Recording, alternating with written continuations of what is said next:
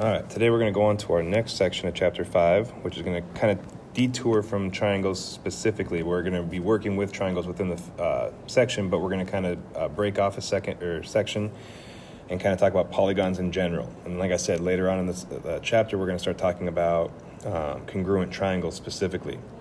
So the first thing we need to do is we need to kind of establish what it means for polygons to be congruent, so then we can focus primarily on triangles later on in the chapter.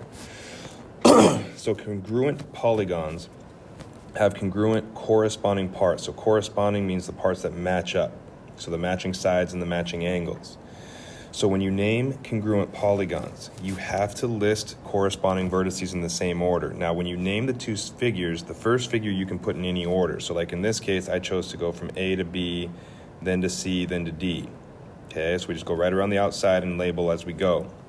Now, because I did that, I have to match up corresponding parts. So for instance, A here, if I look at both pictures, if these are congruent and everything's the same, A would have to match up with F, which is why when A was my first letter in my first figure, F was the first letter in my second. And then if I continue around the figure, I go B next. Well, B, according to the other shape, would end up being G. And so I have B second and G second. And then I continue that process. C matches up with H, D matches up with E. So when you're going to name congruent polygons, you got to be really careful that you match things up accordingly, okay? So when we look at that, the reason we need to do that is because we're not always going to have a picture of our two congruent polygons. We might just have a statement that says ABCD is congruent to FGE or HE, and so we need to know how to match up corresponding parts accordingly. So if we have the picture, sometimes it's really easy to match up things like which sides go together, which angles go together, because they look the same. But if I don't have that, I can still match everything up based on the name because I know each part has to match up accordingly. So for instance, in the picture, my corresponding sides, if I start just going around the figure, I have side AB, so right here, which would match up or be congruent to side FG. So as I go through my sides, I can do that based on the picture. Or again, if I look at my name, I see that AB is the first two letters, FG is the first two over here, so AB must match up with FG. And then if I continue around the figure, BC must be congruent to HG,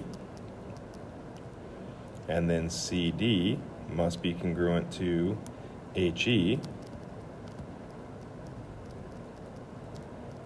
and then AD has to match up with EF.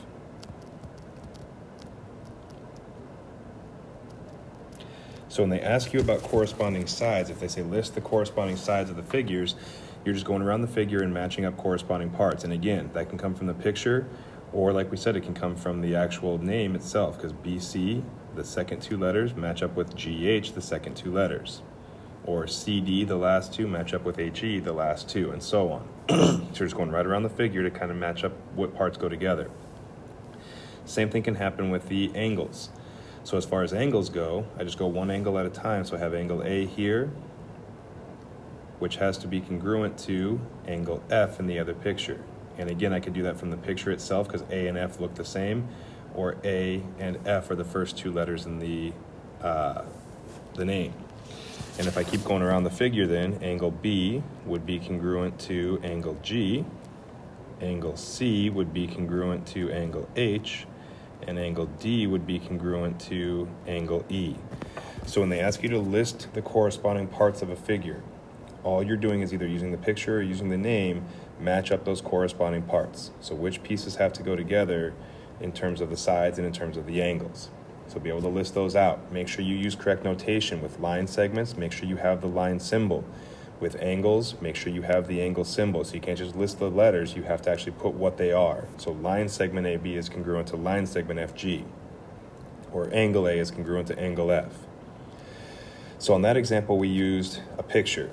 Now that, like I said, you're not always going to get a picture in a problem, so they might just give you two statements. So maybe they say triangle JMR is congruent to triangle AKL. So they just give you a statement. These pieces are the same.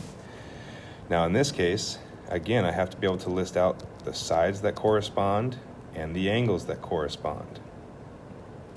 So I can go by the lettering. The letters have to go in the same order. So JM, the first two letters here, have to match up with AK, the first two letters there. So line JM is congruent to line segment AK. And then if I keep going through the figure, MR would be my next two. Those have to match up with KL. So MR would be congruent to KL.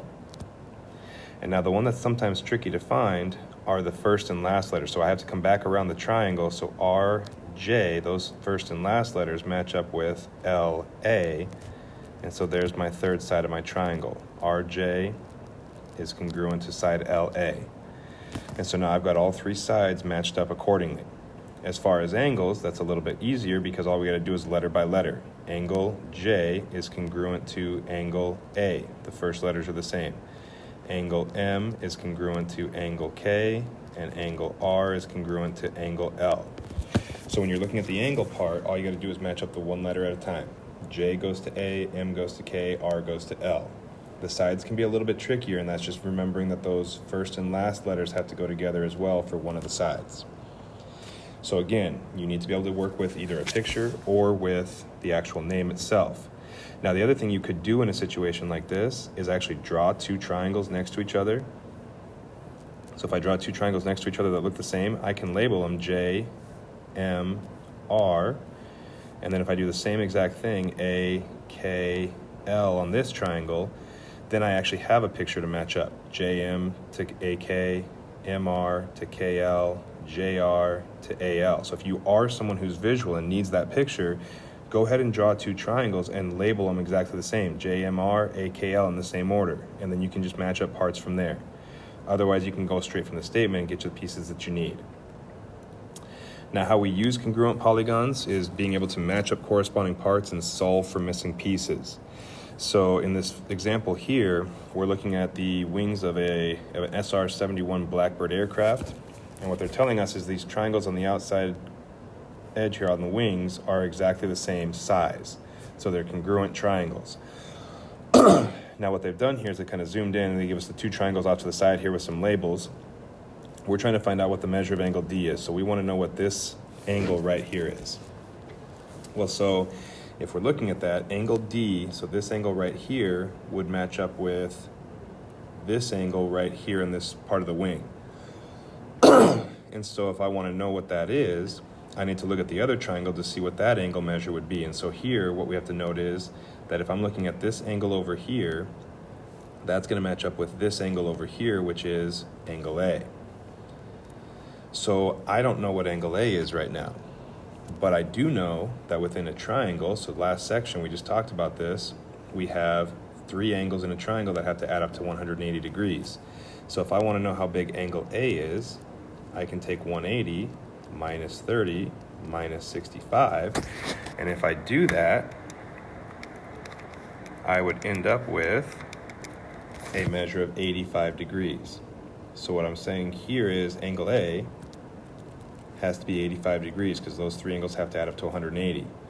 Well, so if that's 85, then the measure of angle D must also be 85 because A and D are supposed to go together. And so we can use those corresponding parts to figure out if this is this in this triangle, then it's got to be the exact same in the other triangle for those different corresponding parts. Same thing with a problem like this. So in the diagram, they're telling us DEFG is congruent to SPQR. So not only do we have the picture to kind of look at what's supposed to go together, but we also have the name, like angle D has to go with angle S, or line FG has to go with line QR, things like that. And so if I look at the picture here, I'm trying to solve for X and Y. So I'm trying to find those values. Now, my Y is paired with an X, which means the first thing I have to do is figure out what X is. So I look for where else I see an X in the problem. I see 2X minus 4 right here. Well, that goes with side QR. And we set up above here that QR matches up with FG, so that means I have to match it up with the 12 feet. So I can take 2X minus 4 and set it equal to 12. Those two pieces have to be congruent to each other.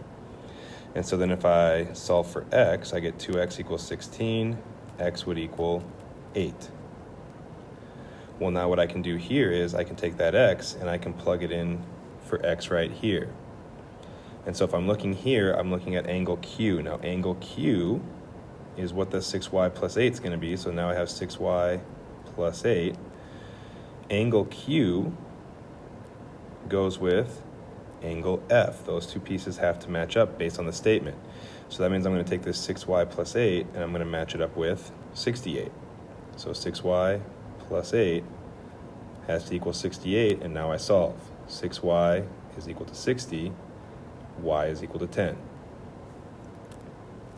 Okay, so you're just matching up corresponding parts, set up the equation, and solve. So everything's going to be equal when it corresponds. Same thing with one like this. Now we're going to get this equation set up, and then you guys can solve. So as we're looking at this one, again, they give us a statement so we can match up corresponding parts. And so I notice right here I have a 2x minus 50. Now that's angle U. If I look at angle U up here, it's going to have to go together with angle N. So one of the first things I have to do is I have to figure out, well, what is angle N? And so since it's the only unknown angle within the triangle, I can find angle N by taking 180 minus 142 minus 24. And so if I take that 180 minus 142 and then minus 24,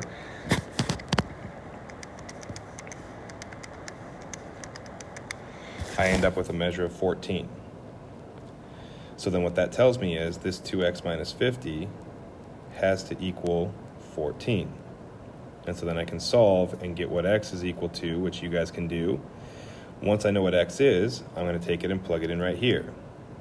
And now I can take this piece right here, this side NP. Now side NP has to match up with side US, which is this piece here. So I'm going to set these equal to each other, and then I can solve for y. So with these congruent polygons, it's just a matter of which pieces match up, set them equal, and solve. Last thing here, we have the third angles theorem. Just basically says if I know two angles in a triangle are already congruent. So here I have angle A matches up with angle E, and then they also tell me angle B matches up with angle D. If those two sets of angles are already congruent, so A and E, B and D are already the same, then what that means is by default, angle C has to be congruent to angle F. So this angle right here has to be the same as angle F. Now the reason for that, in a triangle, all three angles have to add up to 180. So if two of the angles are already the same, those third angles have to be the same, so everything adds up to 180. So when you get a triangle like that, if two angles are the same, the third angles are automatically going to be the same as well. And so you're going to use that in a couple different types of problems throughout the chapter. So with that, you should be able to finish up the worksheet that you have for today. And so again, you can get that in class or off of Google Classroom. As far as questions, make sure you ask in class or email or access the answer key once it comes out. But you should be able to get everything done based on the examples we talked about in the notes here.